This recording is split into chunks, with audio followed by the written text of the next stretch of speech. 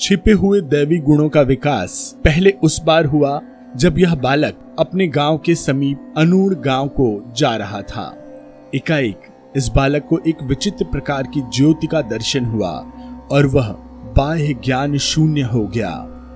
कहना न होगा कि मायाग्रस्त सांसारिकों ने जाना कि गर्मी के कारण वह मूर्छा थी, बेहोशी थी, परंतु वास्तव में वह थी भाव समाधि। अपने पिता की मृत्यु के बाद श्री रामकृष्ण अपने ज्येष्ठ भाई के साथ, जो एक बड़े विद्वान पुरुष थे, कलकत्ता आए। उस समय वे 17-18 वर्ष के थे। कलकत्ते में उन्होंने 1-2 स्थानों पर पूजन का कार्य किया।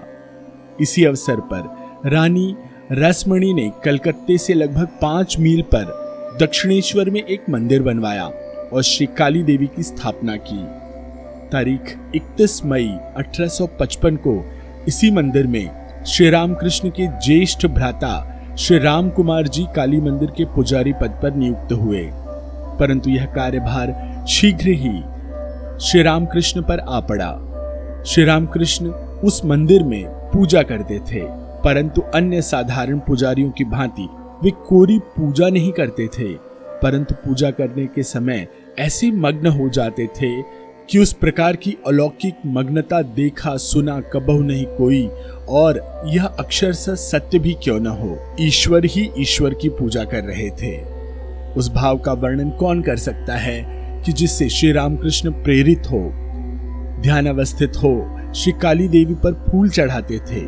आंखों में अश्रुधारा बह रही है, तन मन की सुध नहीं है, हाथ कांप रहे हैं, हृदय उल्लास से भरा है, मुख से शब्द नहीं निकलते, पैर भूमि पर स्थिर नहीं रहते, और घटी आरती आदि तो सब किनारे ही पड़ी रही।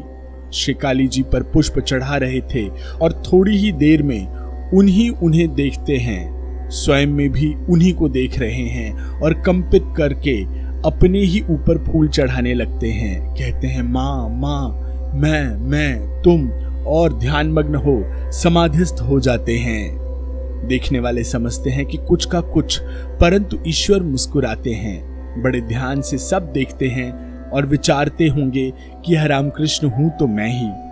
उनके हृदय की व्याकुलता की पराकाष्ठा उस दिन हो गई जब व्यथित होकर मां के दर्शन के लिए एक दिन मंदिर में लटकती हुई तलवार उन्होंने उठा ली, और ज्यों ही उससे वे अपना शरीरांत करना चाहते थे, उन्हें जगन माता का अपूर्व अद्भुत दर्शन हुआ और देह भाव भूलकर वे बेसुध होकर जमीन पर गिर पड़े। उसके बाद बाहर क्या हुआ और वह दिन तथा उसके बाद का दिन कैसे बीता, कैसे व्यतीत हुआ, यह उन्हें कुछ भी मालूम नहीं पड़ा। अंतःकरण में केवल एक प्रकार की आनंद की अनुभूति प्रवाह बहने लगा। बेचारे मायाग्रस्त पुरुष यह सब कैसे समझ सकता है? उसके लिए तो दिव्य चक्षु की आवश्यकता होती है। बस श्री रामकृष्ण के घर के लोग समझ गए कि इनके मस्तिष्क में कुछ फेरफार हो गया है और विचार करने लगे उसके उपचार का। किसी ने सलाह दी कि इनका विवाह कर दिया जाए तो शायद मानसिक विकार दूर हो जाए। विवाह का प्रबंध होने लगा और कामापुकुर के 2 कोस पर जयराम वाटी ग्राम में रहने वाले श्री रामचंद्र मुखोपाध्याय की कन्या श्री शारदामणि से इनका विवाह करा दिया गया।